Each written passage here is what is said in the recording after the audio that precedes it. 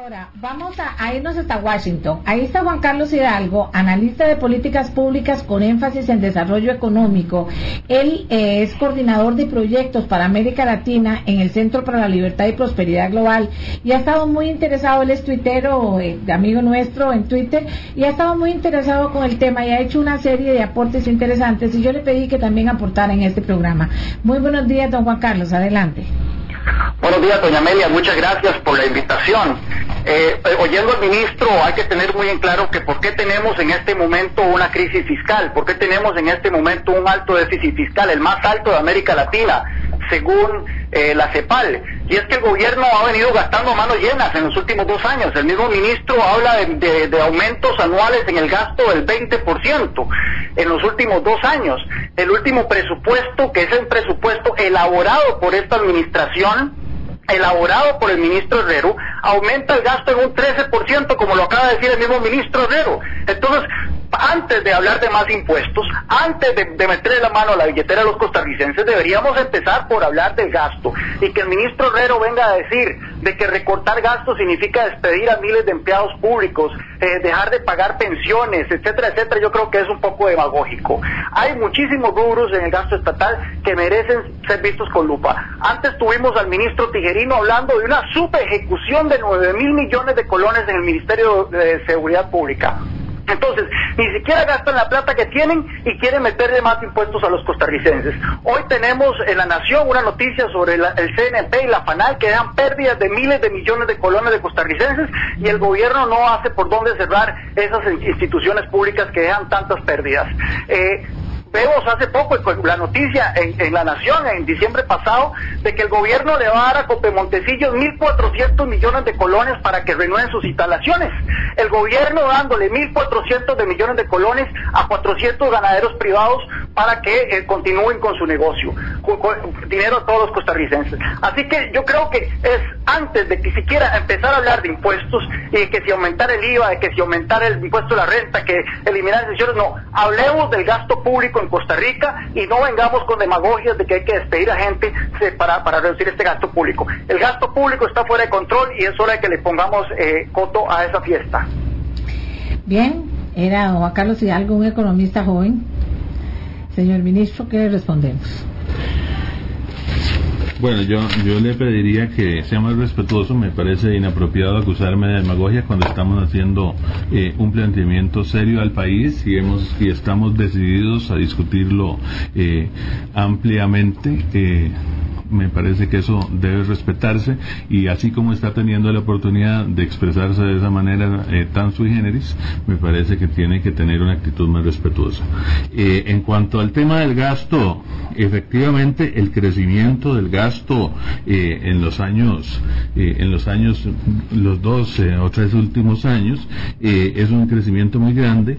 Ahí el argumento principal que usó el gobierno de don Oscar Arias en ese periodo fue que había que incrementar el gasto para que no fuera tan grande la caída de la economía en el periodo de crisis. Eso lo hizo Costa Rica y lo hicieron la gran mayoría de los países del mundo. A mí me parece que fue una acción correcta. Eso impidió que la crisis fuera mayor de lo que fue. El asunto es que, como todas las medicinas, hay productos indeseados. En este caso hubo un aumento muy importante en salarios y en empleo en el gobierno central, y eso es algo que ahora tenemos que corregir, generando los ingresos adicionales. Uno podría decir, bueno, también podría hacerse despidiendo a los funcionarios. Bueno, esa es una medida teóricamente posible. Me parece que tendría que ser un caso extremo. Si no conseguimos los recursos suficientes para financiarlos, me imagino que habría que recurrir a ese tipo de medidas, como está sucediendo en los países europeos o en Cuba, como decía doña Amelia. Pero a mí me parece que el mejor camino es que consigamos los recursos adicionales, porque en realidad ese aumento en el gasto es un aumento en el gasto que tiene una racionalidad importante, que es elevar los salarios del servicio civil, que habían quedado muy rezagados en relación al resto de la economía y en relación al resto del sector público, y eso hace muy difícil mantener funcionarios en el servicio civil. La gente llega y apenas para entrar y tener algún trabajo, pero apenas puede, se va para otro lugar. Ahora con lo que hicimos, estamos pudiendo contratar funcionarios idóneos y que se queden, porque es muy dañino que la gente se vaya una vez que ya está entrenada. Entonces, yo creo que lo que procede es que aumentemos los impuestos para poder mantener los servicios. Aquí yo veo algunos temas. El de recorte nombró el Consejo Nacional de Producción, nombró las subejecuciones, nombró cosas muy puntuales. Aquí también nos dice esta persona que nos escribe: lo que el gobierno quiere es pasar estos 4 años sin reestructurar el desorden.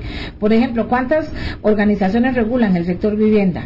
Así como en la vivienda hay muchos otros ejemplos. La ineficiencia en general es obvia y aparente en casi todos los campos.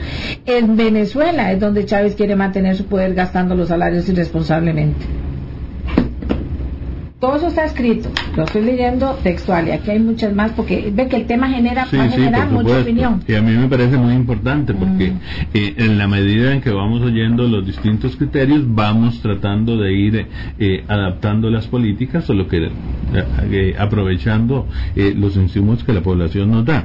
En el tema del Consejo Nacional de Producción y FANAL, lo que se dio a conocer sobre los impuestos es parte de nuestro esfuerzo de mejorar la recaudación. Nosotros publicamos la lista de morosos, ya que afortunadamente la Sala Constitucional resolvió que es posible hacerlo, entonces nosotros la publicamos, y entonces se hizo público y notorio que tenemos que el CNP y en particular FANAL dejaron de pagar los impuestos, ¿verdad? Y dejaron de pagarle también a la caja. Entonces ahí hay faltas graves que tienen que corregirse. A raíz de que se publicó, ya tenemos a FANAL y al CNP, con el apoyo de la ministra del MAEP, haciendo arreglos de pago con la administración, incluso pensando en transferir propiedades al gobierno que van a poder ser aprovechadas en otros usos. Volvemos a Washington, don Juan Carlos. Cortó, don Juan Carlos. Qué pena. Don Alan, más o menos hemos avanzado también otro poquito. La gente insiste en gasto público. Usted insistió desde el principio en una buena recaudación. El hecho de que haya muchísima gente que sí tenga todavía las herramientas para no pagar lo que debería pagar, y eso a ojos vistas o para evadir. Pero también el tema del gasto público es una preocupación que tienen los costarricenses. Definitivamente. Mire, en Costa Rica cada vez frente a la reforma tributaria ha habido 2 argumentos. El argumento de que se debe cobrar adecuadamente y el argumento de que se debe de gastar racionalmente. Nosotros estamos en este momento agregando un argumento de que la reforma no debe de ser aprobada en la Asamblea Legislativa en la medida en que se le esté cobrando impuestos a los mismos que siempre han pagado. O sea, tiene que salir la gente de la informalidad, porque quien no paga impuestos compite deslealmente con quien lo hace de forma adecuada. En el componente de gasto yo siento que tenemos que ser tremendamente cautos. Creo que ningún costarricense estaría dispuesto a que se despidan maestros, creo que ningún costarricense estaría dispuesto a que se despidan policías cuando realmente necesitamos más policías. No estamos dispuestos a cerrar escuelas, no estamos dispuestos a cerrar EVAIS, pero el gobierno va a tener que hacer su tarea y hacer una revisión que pareciera ser, la están haciendo, de diagnosticar hasta el último de los extremos los gastos superfluos y cortarlos, para que frente a esa decisión del gobierno, en el momento en que se llegue a dar, los costarricenses traguen este trago horrorosamente amargo que es la aprobación de una reforma fiscal. Yo creo que nadie discute en este país que nosotros no vamos a poder seguir siendo una sociedad viable con un 13% de recaudación frente al Producto Interno Bruto, pero lo cierto del caso es que para que esa recaudación, esa plata que va a salir del bolsillo de los costarricenses sea aceptada por los costarricenses, tiene que haber un esfuerzo realmente cuantificable del gobierno en el sentido de incremento de la recaudación por la vía de la eficiencia, un mejor control del gasto y que nos garanticen, y discúlpeme que sea tan necio con este tema, que nos garanticen que no vamos a ser los mismos que hemos estado pagando la fiesta, los que vamos a seguir pagando este tema. Tiene que haber un montón de gente que en este país no ha pagado un 5 en los últimos años, quienes comiencen a contribuir y que esto no siga en las espaldas de los que siempre han venido pagando. Muchas gracias a don Alan Saborío, y ahora sí estamos en Washington otra vez con Juan Carlos Hidalgo ya en el cierre del tema. Adelante, don Juan Carlos. Sí, bueno, yo nada más quiero referirme a la acusación de demagogia que me hace, o de irrespetuoso que me hace el ministro de Hacienda. Yo simplemente estoy señalando las áreas en que el gobierno puede hacer recortes de gasto y no lo hace. Yo creo que la amenaza de que si no se aprueban los impuestos vamos a tener que despedir maestros y policías, yo creo que es demagogia. Recordemos que ya a principios de la década pasada una comisión de ministros de Hacienda nos dijo lo mismo. Nos dijo que no aprobábamos un paquete de impuestos, nos íbamos a una catástrofe social en Costa Rica, que se iban a despedir maestros, se iban a despedir policías. No se aprobaron los impuestos y al final no ocurrió ninguna de esas cosas. Pero nuevamente el ministro de Hacienda se quita el tiro y no menciona nada sobre el recorte del gasto. No menciona nada sobre el regalo de 1.400 millones de colones que este gobierno le está haciendo a Copemontecillos. Me gustaría que el ministro se refiriera a eso. ¿Cómo es posible que en momentos en que el gobierno dice que estamos a punto de empezar a despedir maestros, hagan un regalo a una empresa privada de 1.400 millones de colones? Que también se refiera a esa subejecución de 9.000 millones de colones en el Ministerio de Seguridad Pública. O sea, doña Amelia, usted todos los días, y hoy en la mañana estuvo entrevistando al ministro de Seguridad Pública, y se ve el desorden, el desastre en que predomina en la función pública y en el gobierno. Este gobierno gasta plata, como que la plata de los costarricenses, como que si fuera bienes de difunto. Así que antes de hablar de impuestos, antes de hablar de que vamos a meter un IVA del 15% o de que vamos a meter un impuesto a las ganancias de capital, tenemos que hablar sobre el gasto público en Costa Rica. El señor Herrero, el ministro Herrero, fue ministro hace 15 años con el gobierno de José María Figueres, impulsó un paquete de impuestos hace 15 años y en ese entonces vino con los mismos argumentos que viene ahora a pedirle más impuestos a los costarricenses, diciendo que esa era la solución final para el problema fiscal en Costa Rica, diciendo que aprobando más impuestos ya no se iban a tener que hablar de más reformas fiscales en el país.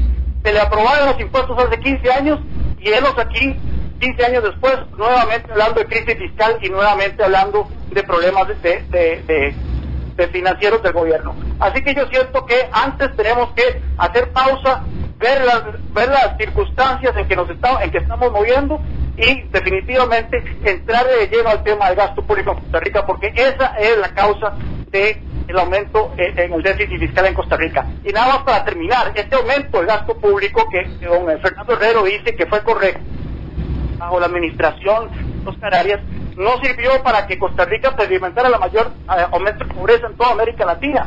No sirvió para nada. Lo único que hizo fue para aumentar la planilla estatal en un año electoral. Eso fue lo que hizo el plan de escudo del presidente Arias.